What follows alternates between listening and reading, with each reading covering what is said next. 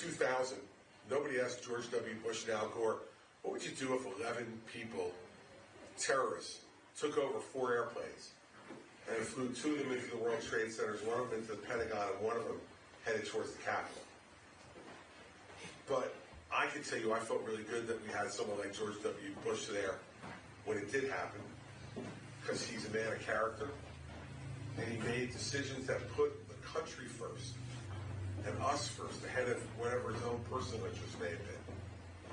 And nobody 8 years ago, I was in this campaign, ever asked any of us what we would do if a one time in a 100-year pandemic hit our country that would kill 1 million Americans.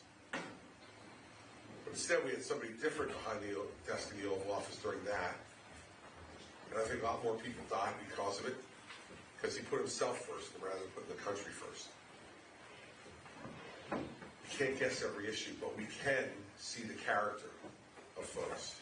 And, you know, now that we know that Mark Meadows, Donald Trump's former chief of staff, is going to testify against him in court in March.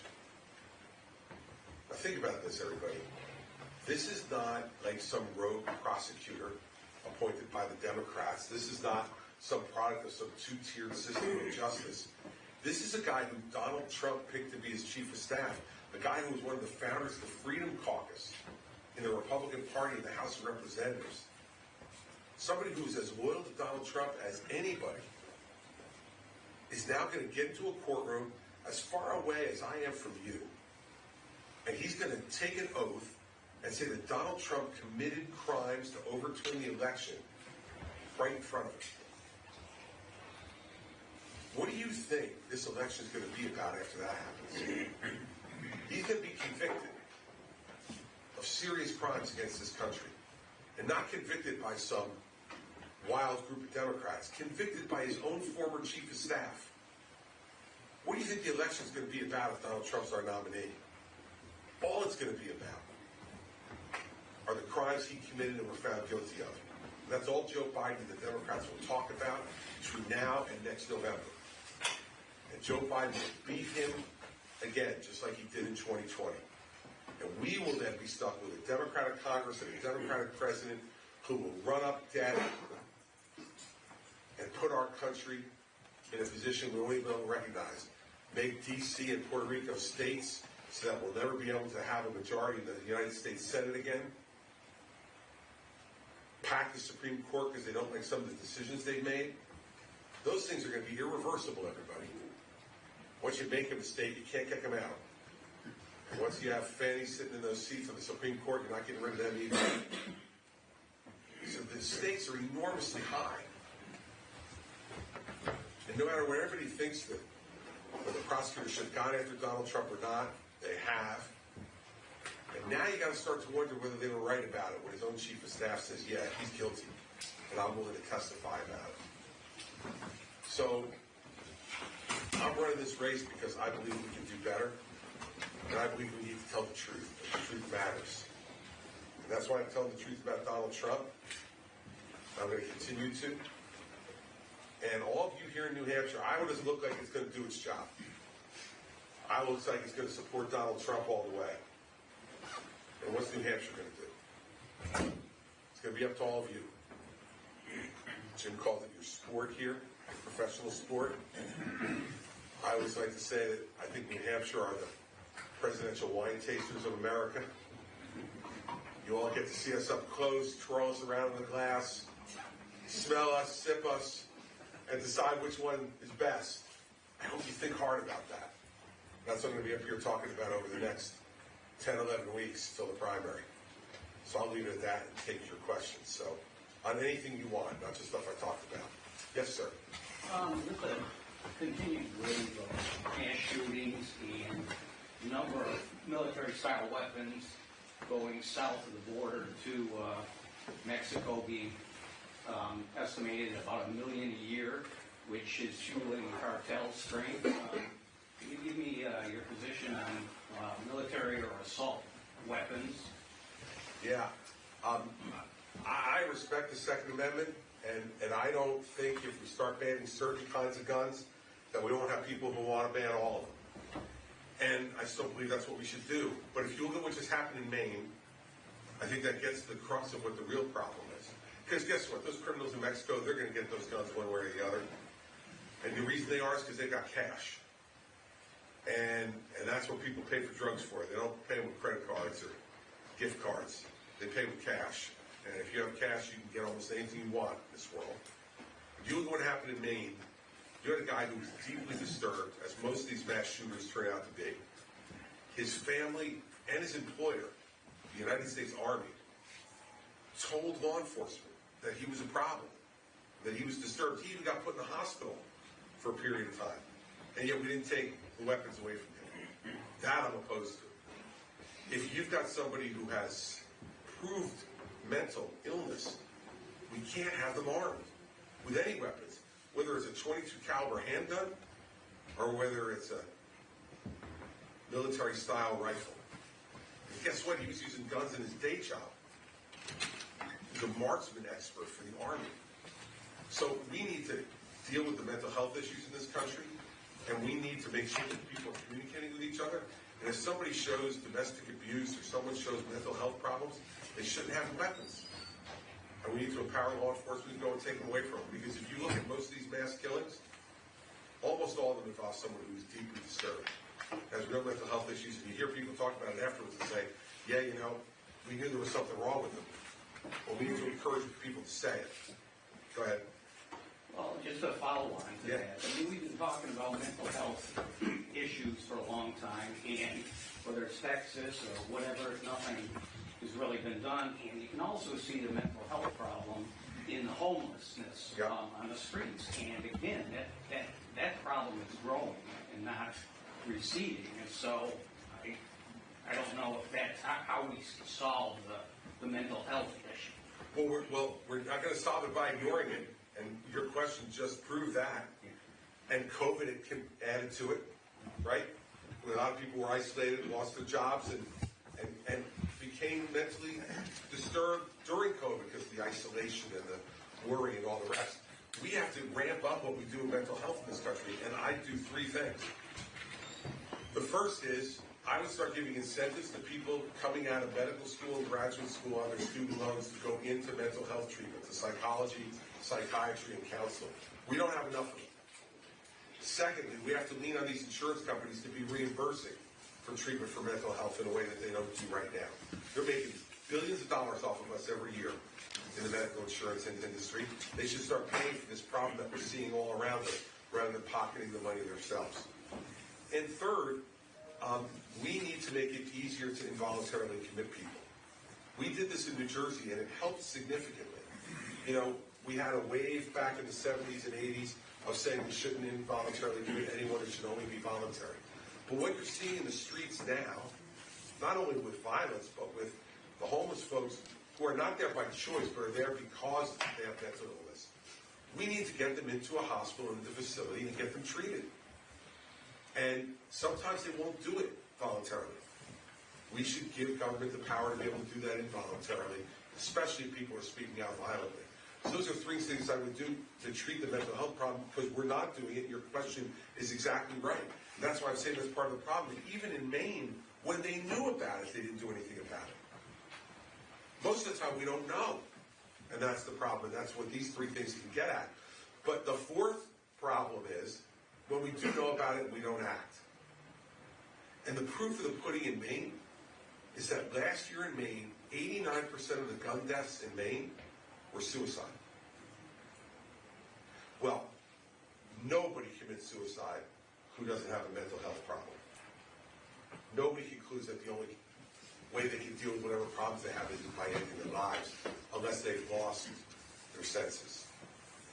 And so the proof is out there that your question, at its core, your second question, is exactly right. And we're not dealing with it because you know why? It's uncomfortable. People don't like to talk about it. Mental health disease is different than every other disease. You know, someone in your family gets cancer or heart disease or diabetes, you don't hide it. But man, if someone in your family has a mental health issue, people don't talk about it. Because they say somehow it reflects on them. Somehow it means that they were a bad mother or father or a bad son or daughter. That's not the case. It's a disease.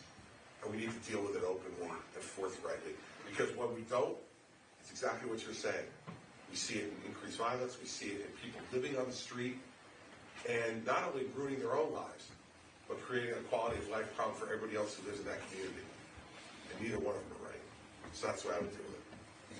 Yes, sir. As you watch the news and stuff every day, you see there's more infighting between Republicans, Democrats, the two parties. I don't care who's right or who's wrong. But people in general, including myself, are really sick of hearing it. Yep. What would you do about that? And when would you do it?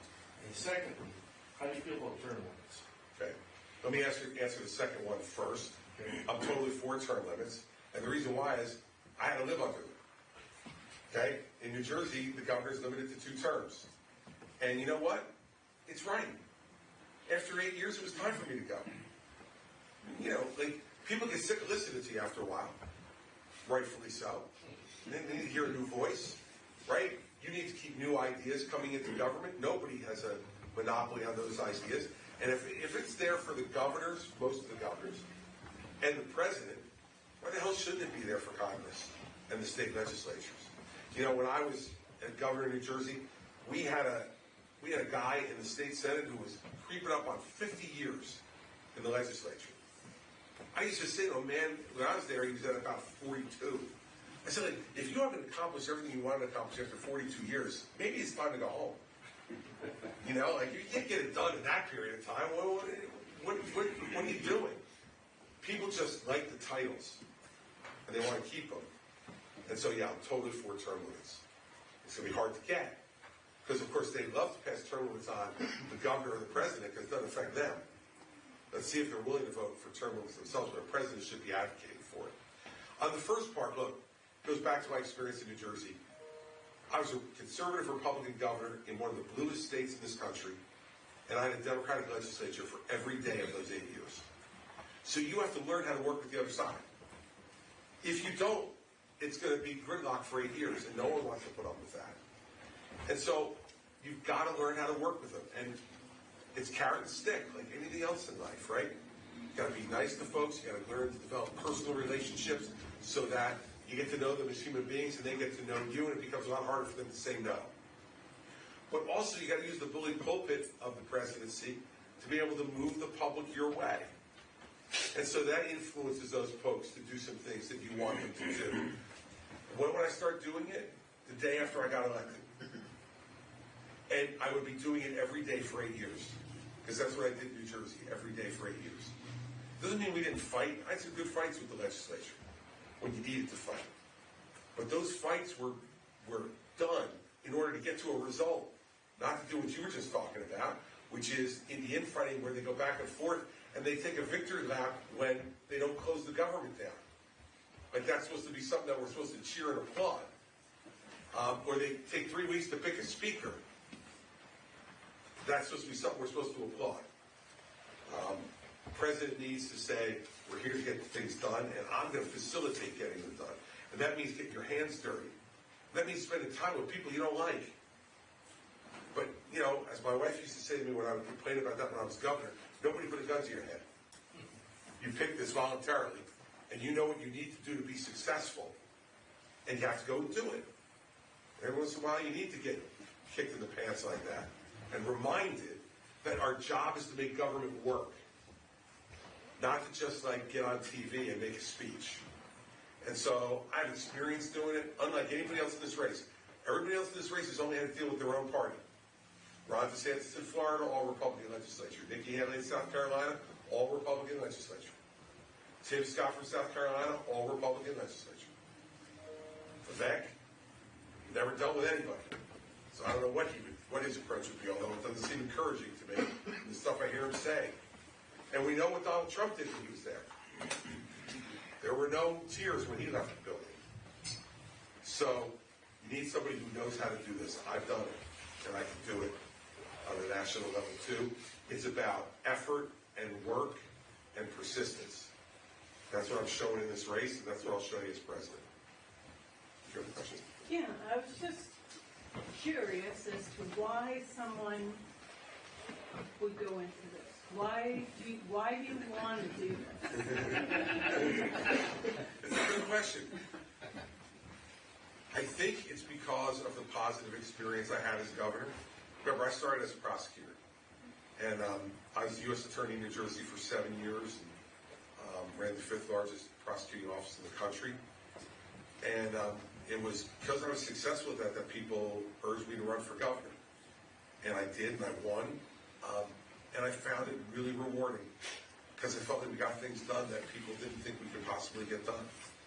And when you see that you can have an impact on people's lives in a really positive way, for me at least, that's what gets me out of bed in the morning. You know, some people are motivated by other things. Some people are motivated by money, and I never really have been. Like a waffle. You know, you like a waffle? Me too, as you can probably tell. I like a waffle every once in a while, more than every once in a while.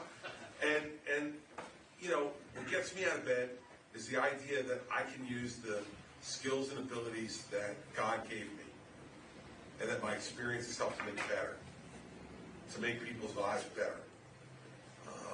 And that's what democracy is supposed to be all about. So that's why. It's not that it's pleasant, because it's not. And it's difficult. I was talking to somebody today who asked me how the campaign was going, and this is a guy who works in baseball. And I said to him, November 1st in a presidential campaign is like August 1st in a baseball season. You know, they call it the dog days of August. You're kind of getting close to the end of the playoffs, but you're not quite close enough. These are tough days. And they're negative and they're nasty at times, and particularly with Donald Trump in the race, every day is negative and nasty because that's the way he rolls. But like I tell people all the time, who ask me, how do you put up with it? It's not from New Jersey. So we've been used to deal with obnoxious guys from New York our whole lives. So we got no problem with that. We're all good. And that's why I'm the best one to deal with them. So that's the best answer I can give you. You know, my wife didn't know this is what I wanted to do when we got married. She married me when I was in law school, and she thought she was just going to marry a regular old lawyer. And she's now gotten to own into all this. And she asked me that in the beginning. Now she totally gets it. Because she sees I'm at my happiest when I'm doing this. Because I feel like I can make a difference. So that's the reason why.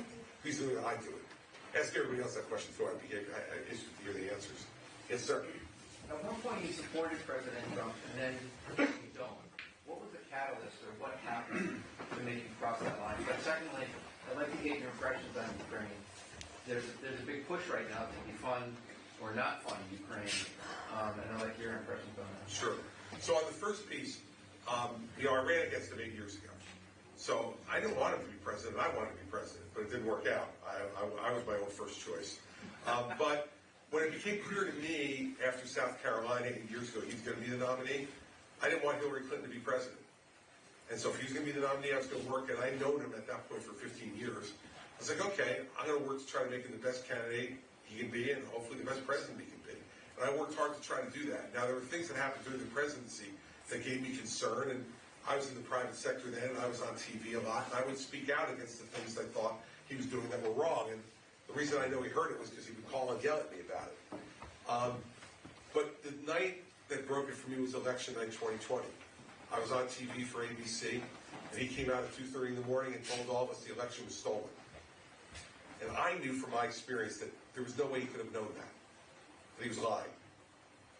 He was lying because he cared more about himself than he cared about the American people. And to me, to do that in the East Room of the White House behind the seal of the president just went beyond anything that I could accept. And so I said that on TV that night, and we haven't spoken since. And we had known each other at that point for 19 years. But when you're given that job, you have to put the people first. And sometimes it hurts. And I've won races and I've lost races. Winning is definitely much better. But you know what? When you get into this, you got to know that there's a chance you can lose. And you got to lose like an adult. And so many people still believe that election was stolen because he told them it was. Because they watched that night and saw the President of the United States is telling me it was stolen. Well, he must know something we don't know. Let me clue you in on something. He didn't. And that's part of what Mark Meadows is going to testify to, is that he was lying right from election night forward. And that's beneath the office he was privileged to hold. And so when this race started, I could see people running against him who were not willing to criticize him directly. I mean, heck, Nikki Haley for the first time was just starting to say his name. I thought he was Voldemort from the Harry Potter books. Shall not be named. Listen, DeSantis is now finally saying his name every once in a while. It's really refreshing to see that people finally woke up and realized who the front runner is and who you got to beat. But I'm in this race because no one was going to take him on directly, and I am. No one else will in this race. And that should tell you something about what risk they're willing to take on your behalf. On Ukraine, look, let's start with back in 1992. The Soviet Union fell at the end of 1991. And the Soviet Union had nuclear weapons in Ukraine. So now here's Ukraine now as their own country again. And the United States said, would you return the nuclear weapons to Russia? And the Ukrainians were like, hey, wait a second. We got invaded by these guys once. Maybe we'd like to keep these nuclear weapons to try to keep them away. And we said, please return them to them. And we promise you, if you do, if they ever invade you, we'll defend you. That was the promise that was made in 1992 by the United States. So let's start there. We made a promise to these folks. And exactly what they were worried about 21 years ago has now happened. Secondly, Putin, who's an old KGB guy, an old communist thug, has said he wants to put the old band back together. He said the fall of the Soviet Union was the worst thing that's happened in his lifetime. So if we give him Ukraine, let him take it. You think he's going to stop there? The Baltic states, Poland are next. And by the way, all those are members of NATO. So if he attacks one of them, we then have an obligation by treaty to go to war. I want to avoid that. And the way to avoid that is let the Ukrainians think about what they've done. When I went there back in late August, early September, they were getting outgunned in artillery shells a day, 10 to 1. So the Russians were shooting 76,000 artillery shells a day into Ukraine. They were responding with 7,500. Being outgunned that much, look at what they've done. They've taken back some of the land that Russia took in the initial invasion, and they've held them off from getting any further than the very far east of Ukraine. They're beating them. But we got to give them the weapons they need to be able to finish the job. And I think it's in our interest to degrade one of our enemies, especially when we're not putting any American blood on the line. And the question you have to ask yourself, I think, about Ukraine is, if we walk away, will Putin walk away? And if the answer is no, he won't, then how do we let this happen? Because it will lead to us going over there and having to fight ourselves at some point. I want to avoid that.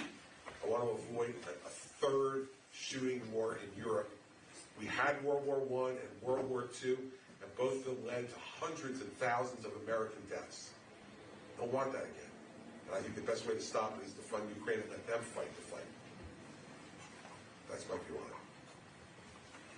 Other questions? Yes, sir. Putin just announced that Russia is pulling out of the nuclear proliferation. What does that mean for the United States? It means that we have a weak president who's being tested by an autocrat.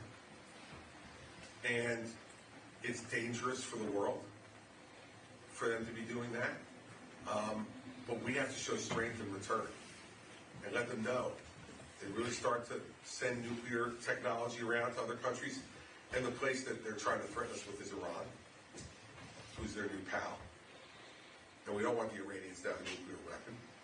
So we have to make it very clear to Russia that if that's what it's going to be, then we're maybe going to have to return missiles into Europe, which we had taken out under President Reagan, under the agreements he made with Secretary Gorbachev. They were going to have to return missiles to Europe now, aimed closer at the Soviet Union, or Russia, the old Soviet Union. We're going to have to step up measures ourselves to make Putin understand. Right now, he's looking at what's going on here, and especially the fighting inside this country about Ukraine, and saying, now's the time to press my advantage. And that's a perfect example of what we're talking about. He sees us hemming and hawing about Ukraine. He's like, okay, now I'll apply the nuclear proliferation treaty. Let's see if they do anything about that. Next, they'll go into the Baltics. Let's see if they do anything about that. This is what dictators do. And so I think it's an enormous risk for the United States. But I believe it's being compelled by what he perceives as weakness on our part. I don't think anybody sees Joe Biden as strong. And then when we seem divided amongst ourselves about what we're willing to do or not do, these folks are going to take advantage of that. So I think it's so I started off by saying it's the most dangerous time we've had in 25 years.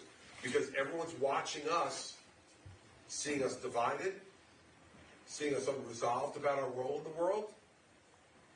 And if we leave a vacuum in world leadership, let me guarantee you, Russia and China will fill it. And I don't think we want two communist dictators being the people who are telling us the way the world's going to work. That won't end up well for us. But I'm concerned about it. Yes, sir. Environmental issues. I'm no rocket scientist, but I know, like California, they can't even stay lit up on a hot day. How are we going to solve this problem? We can't just go all electric cars and everybody plugs in at night. We don't have the system to handle that. Absolutely right. How do people afford these cars? Number two. And I think just in the last 2 weeks, I've heard pretty much every major auto company come out and say, EVs aren't working. Yeah, they're losing money. There's no demand for them. I mean, would you turn these things back? I mean, I believe California and Virginia followed in a suit, right, saying we're going to ban lawnmowers, weed whackers. Leaf blowers. Yeah. Look, I would end all of this crazy regulation.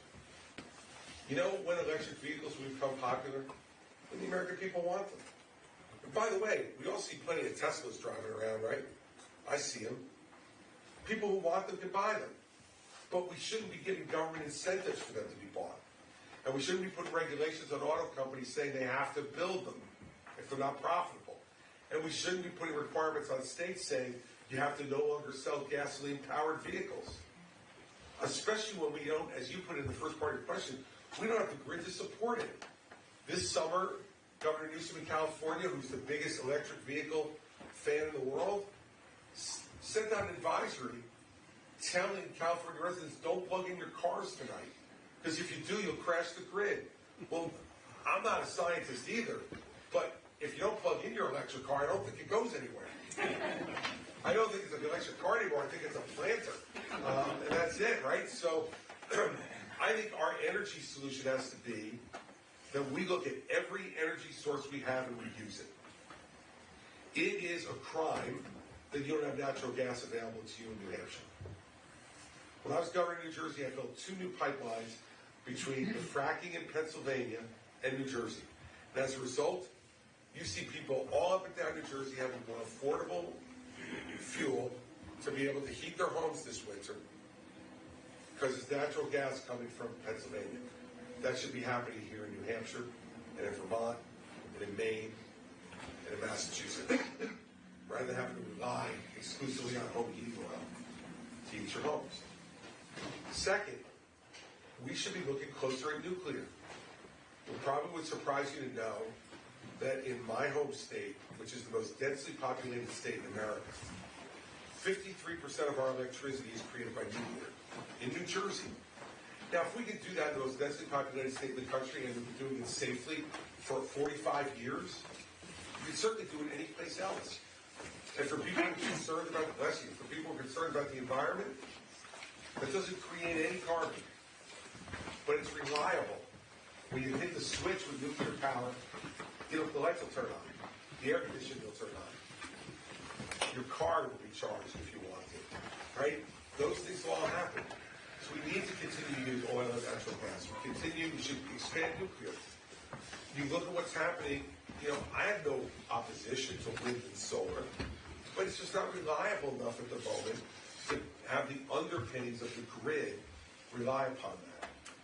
So we need to get smart about it. And then if you want to buy an electric vehicle and that's what floats your boat, great. Buy it. Because then when you plug it in your garage, it'll charge. And it won't crash the entire neighborhood. But until we fix that underlying grid issue, we're not going to be able to do these other things. And you know when the American people will buy electric cars? When they want to. That's what freedom means in this country. Freedom to decide what you want best for you. You want an electric car? Great. There's plenty. You can go buy them. There's lots of them. Probably get a pretty good deal on them. But in the end, you want a gas-powered car, you should be able to buy a gas-powered car. You know, this reminds me of what happens in my state. You know, in 49 states in the Union, including this one, you can pump your own gas. My state's the only one left. You can't pump your own gas in New Jersey. And when I first became governor, I thought to myself, well, maybe people want to pump their own gas. So I said, when we were doing one of our first early polls, I said, throw in there a question about self-serve gas. And my pollster came to me and said, you don't want to put that in there. It's not very popular. So we're just asking. So all right, I'll put it in there. 88% of New Jerseyans did not want self-serve gas. 92% of New Jersey women didn't want no self-serve gas. You can't find 88% of New Jerseyans to agree on anything other than that. 88% of New Jerseyans would agree on what time it is right now. But they don't want self-serve gas. People understand, state by state by state, they want the freedom to make decisions themselves. Can't believe I'm saying this in the live free or die state, but you understand this. And electric vehicles trying to shove them down people's throats is stupid from a choice perspective. It's stupid from the grid perspective. And it's wrong to try to do with our tax money. So, long answer on that one, but I have some emotional feelings about that. Other questions from anybody about anything?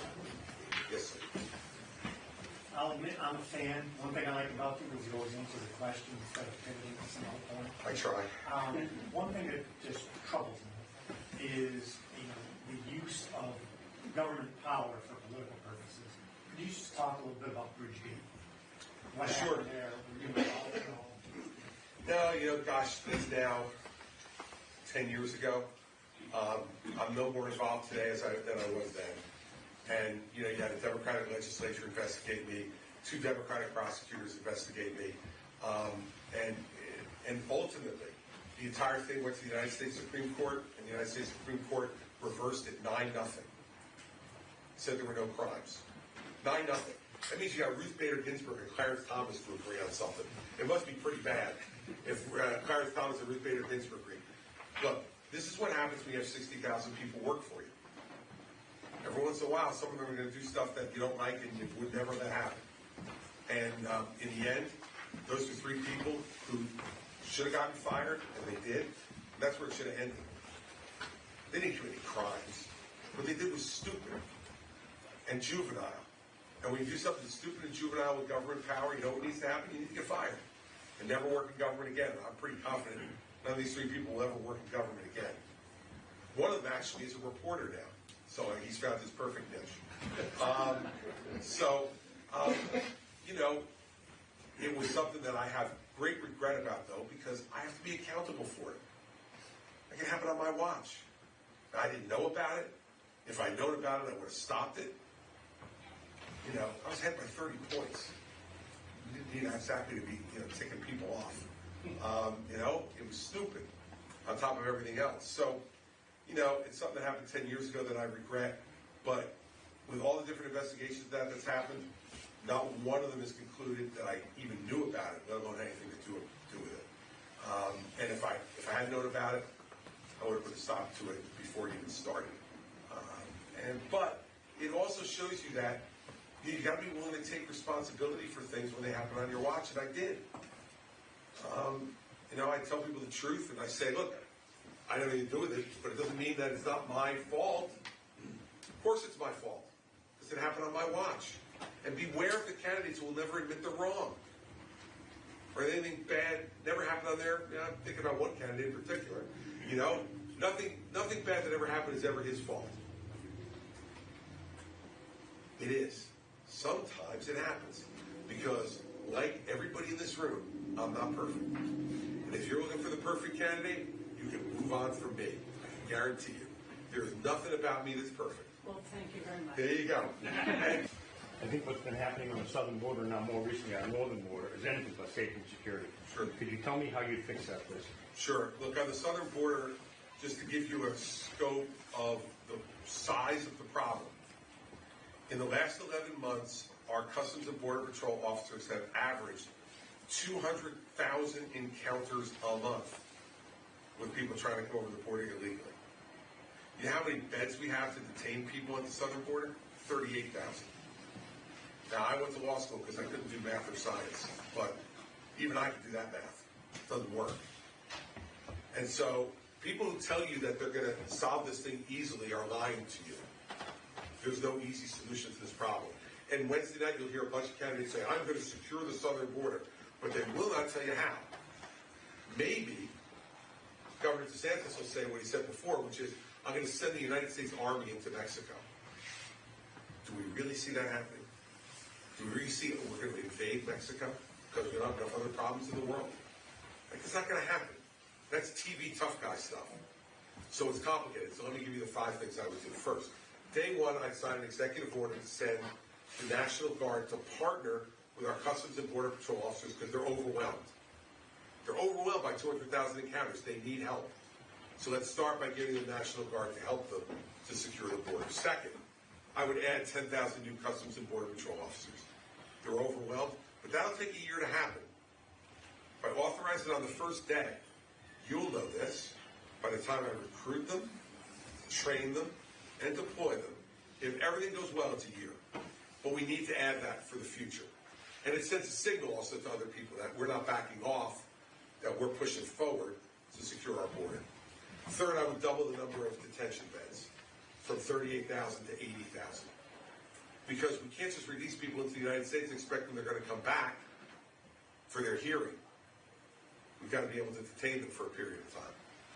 Fourth, on those hearings, right now you've got to wait 4 years for an asylum hearing. So what happens? People come over the border illegally, they claim political asylum, they're entitled to a hearing to make that argument. We say, okay, go ahead and leave now and come back to El Paso in 4 years. You tell me, sir. How many are going to come back? 0. Exactly. So I want to triple the number of immigration judges. We need to lower that below a year for them to get a hearing so we can detain them, give them a hearing, and then either send them back or keep them here based on their asylum claims. And fifth, we need to change the immigration laws in this country. We haven't changed them for 40 years. And part of the reason we have so much illegal immigration is because people can't get in here legally. They can't figure out the way to do it. And we have a problem. We have 6 million open jobs in this country. Think about that. 6 million open jobs. How are we going to grow this economy if we can't fill these jobs? And if Americans haven't filled them yet, that means those are jobs either Americans can't do or won't do. The way we've dealt with that every time we've had that problem in this country's history is we brought in immigrants to fill those jobs. So let's have a merit-based immigration, legal immigration system, where we look at what are the industries those job openings are in. And if you have those skills for any place in the world, you go to the front of the line.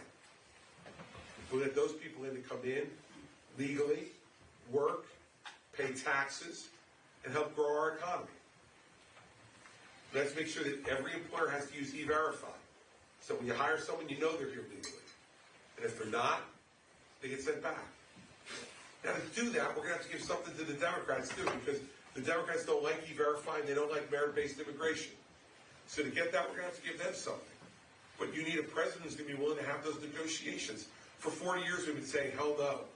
Both sides.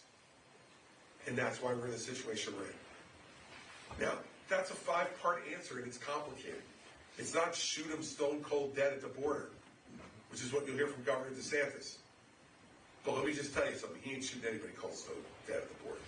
You and I both know it. You're in law enforcement. I was in law enforcement. You're going to tell your officers, go down and whether the guy's committing a crime, no matter what's happening, he comes across the border, just shoot him dead. It's never going to happen. I'm telling you, it's what Trump has created in this country. It's TV tough guy time. Everybody tries to figure out how they can sound tougher on TV. But remember, on Trump and immigration, it's the same guy who stood up here 8 years ago and told all of you, I'm going to build a big, beautiful wall down the entire border of the United States and Mexico, and Mexico's going to pay for it. You remember that, right? We heard it thousands of times from him. In 4 years, he built 52 new miles of wall.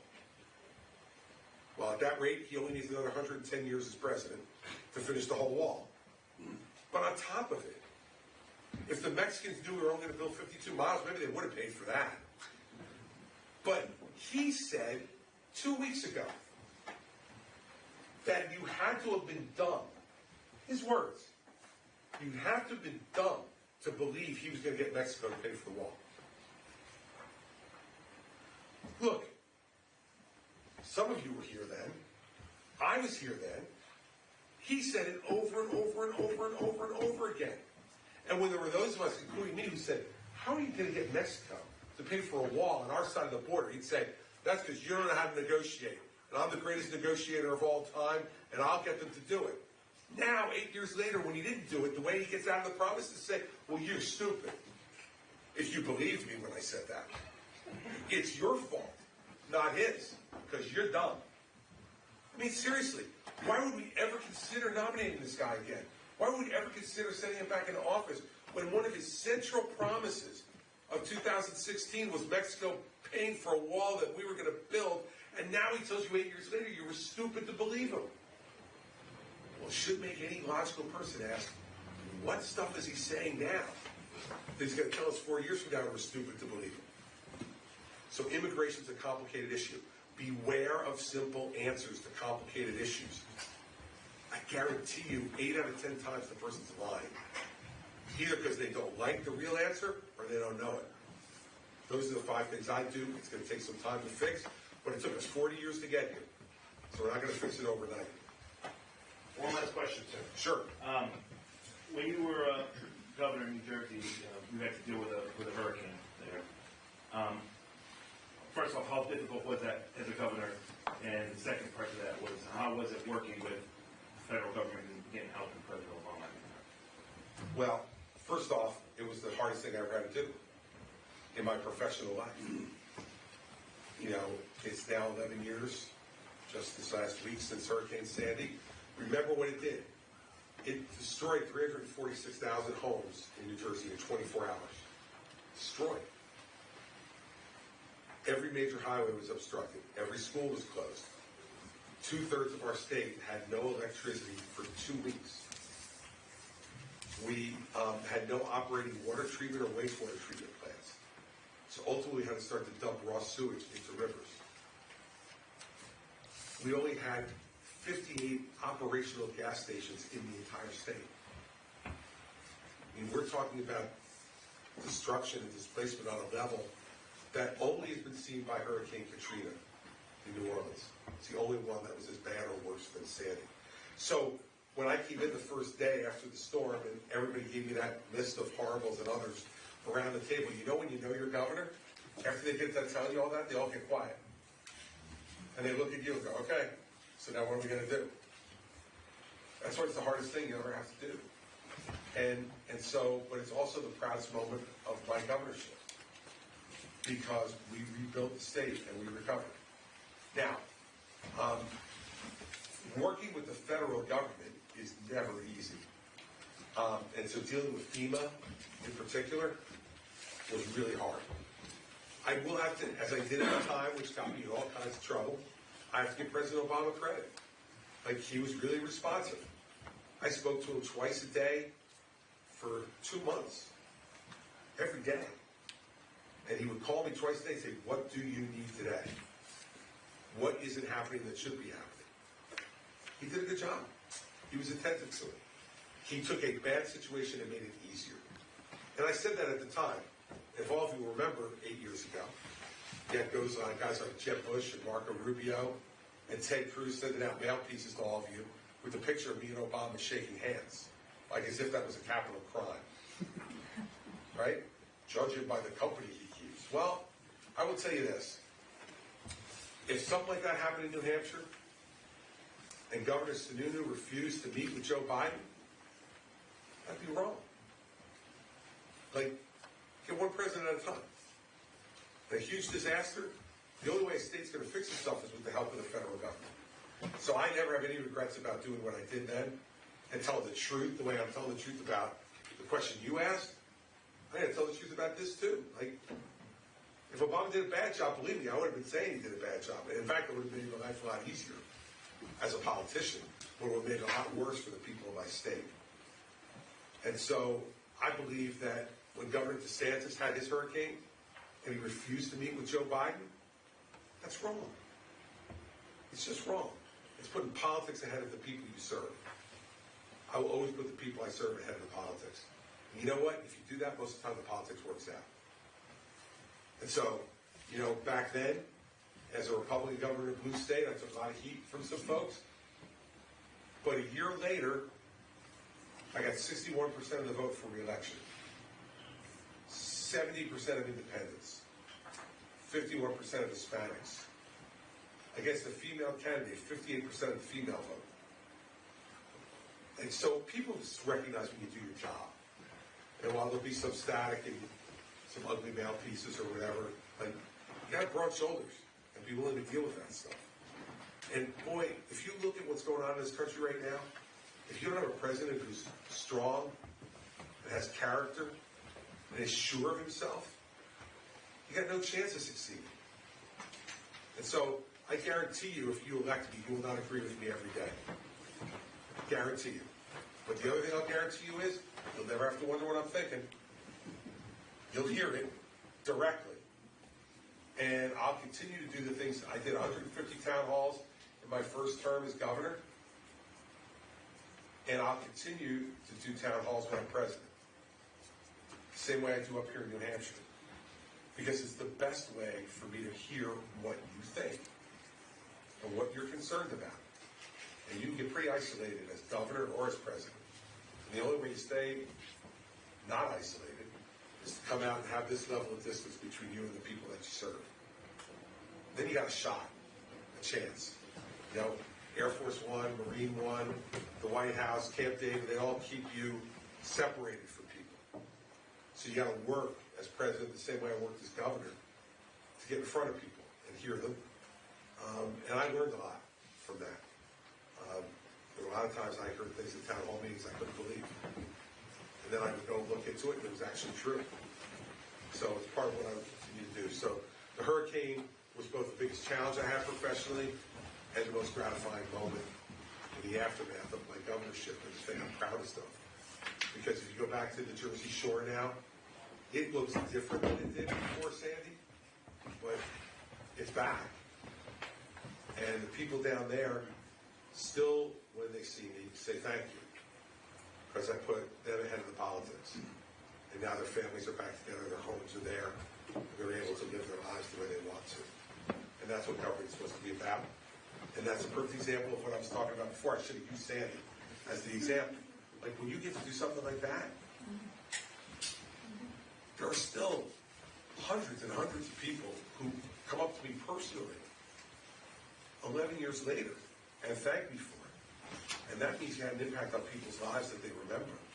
And there's very few other jobs in life where you can have that happen. You know, maybe if you're a star pitcher for the Mets or the Red Sox, maybe.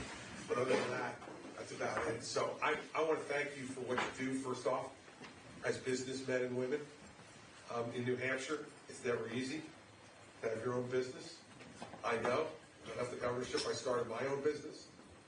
And, you know, whenever I'm sitting there paying all the bills at 11 o'clock at night, laying on my bed, my wife will come in and tease me, how do you like being a small businessman?